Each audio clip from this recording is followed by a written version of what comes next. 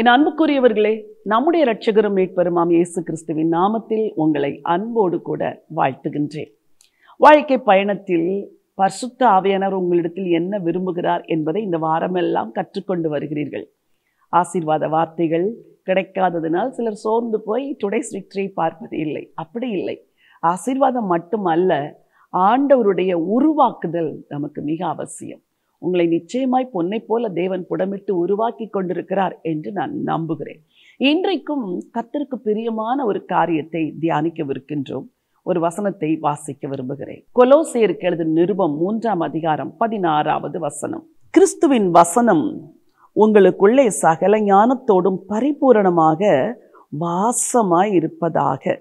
அழகான வசனம். கிறிஸ்துவின் வசனம் உங்களுக்குள்ளே சகல ஞானத்தோடும் பரிபூரணமாய் வாசமாய் இருப்பதாக என்று ஆக்கியோன் எழுதுகிறார். நாம் எல்லாரும் வசனத்தை படிக்கிறோம். சிலர் அவசர அவசரமாய் படிக்கிறோம், சிலர் ஒரு அதிகாரம் படிக்கிறோம், சிலர் பாதி அதிகாரம் படிக்கிறோம், சிலர் 4 வசனங்கள் படிக்கிறோம், சிலர் ஒரு சங்கீதம் படிக்கிறோம், சிலர் ஒரு நீதிமொழிகள் படிக்கிறோம், சிலர் அனுதினமும் 23ஆம் சங்கீதத்தையும் 91ஆம் சங்கீதத்தையும் தான் படிக்கிறோம். இங்கே வசனம் சொல்கிறது, கிறிஸ்துவின் வசனம் சகல ஞானத்தோடும் உங்களுக்குள்ளே பரிபூரணமாய் வாசமாய் இருப்பதாக. அதன் பொருள் என்ன? வசனத்தை இருதயத்திற்குள் வைத்துக் கொள்ளுங்கள், அதுதான். ஆகவே அவனுடைய நடைகளில் ஒன்று பிசகுவதில்லை என்று வேதம் சொல்கிறது. வசனம், அதற்குள் ஜீவன் இருக்கிறது, வசனத்திற்குள் வல்லமை இருக்கிறது, வசனத்திற்குள் வெளிச்சம் இருக்கிறது. ஆகவே அதை இருதயத்தில் வைக்கும் பொழுது அது உங்களுக்கு வழிகாட்டும், அது உங்களை பலப்படுத்தும், அது உங்களோடு கூட பேசும், போதிக்கும், புத்தி சொல்லும். இத்தனை தன்மையுடையதுதான் வசனம். இருதயத்தின் நினைவை வகையறுக்கும். நாம் நினைப்பது தவறு என்று சுட்டி காட்டும், நாம் நினைப்பது சரி என்று நம்மை தட்டி கொடுக்கும். இப்படிப்பட்ட வல்லமை உள்ள வசனம் இருதயத்திற்குள் பரிபூரணமாய் வாசமாய் இருப்பதாக என்று ஆக்கியோன் எழுதுகிறார். நீங்கள் எத்தனை வசனத்தை மனனம் செய்திருக்கிறீர்கள்? சொல்லுங்கள் பார்க்கலாம். உங்களால் வாய் திறந்து பைபிளை பார்க்காமல் எத்தனை வசனத்தை சொல்ல முடியும்?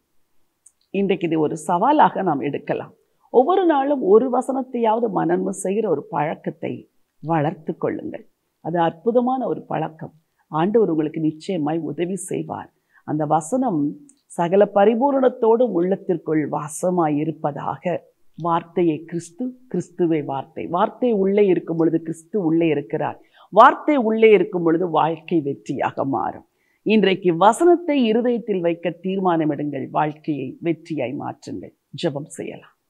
அன்பின் ஆண்டவரே, நல்ல பிதாவே, கிறிஸ்துவின் வசனம் சகல பரிபூரணத்தோடும் உங்களுக்குள் வாசமாயிருப்பதாக என்று நாங்கள் வாசித்தோமே.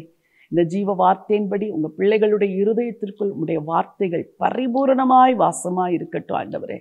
இதற்கு விரோதமான எல்லா கிரியைகள் எண்ணங்களையும் எடுத்து போட்டு ஆண்டவரே, உங்களுடைய வசனத்தின் மேல் உங்களுடைய ஜனம் தாகம் கொள்ள கர்த்தர் உதவி செய்யுங்க. ஆசீர்வதிங்கப்பா. உங்களுடைய வாழ்க்கையில் என்ன பிரச்சனைகள், போராட்டங்கள், கஷ்டங்கள், கண்ணீர்கள் இருந்தாலும் எல்லாவற்றையும் மாற்றுங்க. எல்லா துன்பத்தைக்கும் முடிவு கொண்டு வரும்படி ஜெபிக்கிறேன். புதிய வாசல்களை தரங்க, சரீரத்தில் சுகம் கொடுங்க, புதிய கிருபைகளை தந்து உடைய பிள்ளைகளை நடத்தும்படி ஜெபிக்கிறேன். ஆண்டவர் இயேசுவின் நாமத்தில் ஜெபிக்கிறேன் நல்ல பிதாவே, ஆமென். என் அன்புக்குரியவர்களே, கிறிஸ்துவின் வசனம் உங்களுக்குள் சகல பரிபூரணத்தோடும் வாசமாயிருக்கட்டும். இந்த டுடேஸ் விக்டரியை நீங்கள் அநேகர் கேட்கிறீர்கள். ஞாயிற்றுக்கிழமைகளில் அநேகர் இந்த செய்தியை கேட்பதில்லை. ஒருவேளை நீங்கள் ஆலயத்திற்கு செல்லலாம், நீங்கள் ஊழியத்தில் ஈடுபடலாம், எல்லாம் சரி. ஆனாலும் கூட நீங்கள் யாரோ ஒருவருக்கு அனுப்புகிற இந்த செய்தியை ஞாயிற்றுக்கிழமைகளில் அனுப்பாமல் இருந்து விடாதீர்கள். ஆண்டவரை அறியாத எவ்வளோ பிள்ளைகள் இந்த வசனம் எப்பொழுது வரும் என்று காத்து கொண்டிருக்கிறார்கள். நீங்கள் இதை டவுன்லோட் செய்து அனுப்புவதை விட இந்த லிங்கை அவர்களுக்கு ஷேர் பண்ணி இந்த சேனலை சப்ஸ்கிரைப் செய்யும்படி சொல்லுங்கள். இந்த டுடேஸ் விக்டரி மட்டுமல்ல, இதோடு கூட பல செய்திகளை பதிவிடுகிறோம். அவர்கள் அதையும் கேட்கட்டுமே. நீங்கள் அனுப்புகிற இந்த குறும் செய்தியை மட்டும் அல்லாது லிங்கை ஷேர் பண்ணுவீர்கள் என்றால் இன்னும் பல செய்திகளை கேட்டு ஆசீர்வதிக்கப்படுவதற்கு ஏதுவாயிருக்கும். உங்கள் நண்பர்களை இந்த வாரம் முழுவதும் இந்த சேனலை சப்ஸ்கிரைப் செய்யும்படி சொல்லுங்கள். அது ஒரு ஊழியம். ஆண்டவருக்காய் செய்யுங்கள். ஆண்டவர் உங்களோடு கூட உங்களை வழி நடத்துவார். இந்த நாள் ஒரு வெற்றியின் நாள். God bless you.